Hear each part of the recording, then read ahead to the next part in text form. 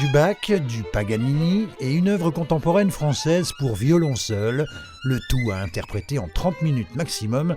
Voilà posé le programme des auditions que passent tour à tour et depuis ce dimanche les 24 candidats inscrits au 7e concours international de violon de Mirecourt.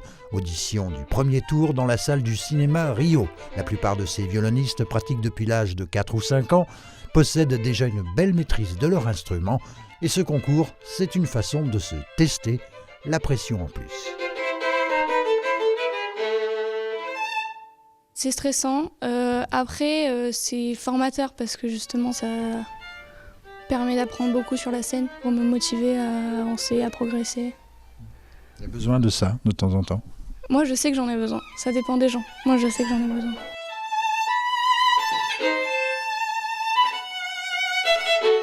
Ça représente quoi ce genre de concours pour vous ? De jouer, de participer aux épreuves comme si c'était un concert.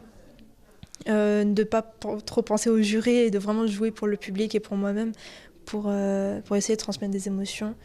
Mais en fait, le plus important, c'est de progresser et puis ça motive vraiment de faire des concours. Et surtout celui-là qui est un très très gros concours. C'est international avec un grand I.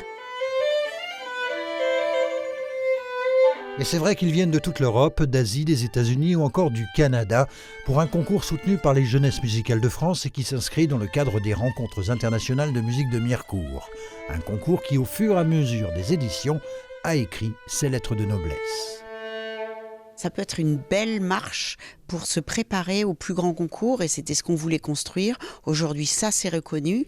Ça va même au-delà parce qu'on se rend compte dans les candidatures qu'on a des candidatures de plus seulement des jeunes, mais des plus avancés en fait, un peu plus âgés, qui sont déjà lauréats des grands concours internationaux. C'est la dure loi des épreuves, certains seront éliminés, seuls resteront se présentant toutes les qualités indispensables. Il faut avoir une personnalité musicale intéressante et unique.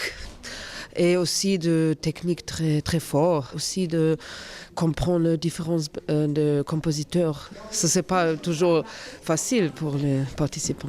Alissa Margulis est considérée comme l'une des violonistes les plus talentueuses de sa génération.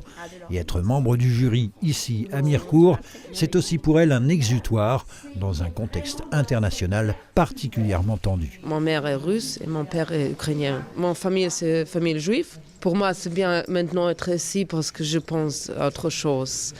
J'ai écouté des musiques, j'ai réfléchi à des participations des étudiants, qu'est-ce que je peux dire à lui pour aider.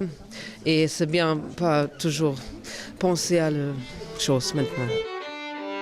La finale du concours aura lieu ce dimanche à la rotonde de Thaon-les-Vosges à partir de 15h avec la participation de l'Orchestre de l'Opéra National de Lorraine.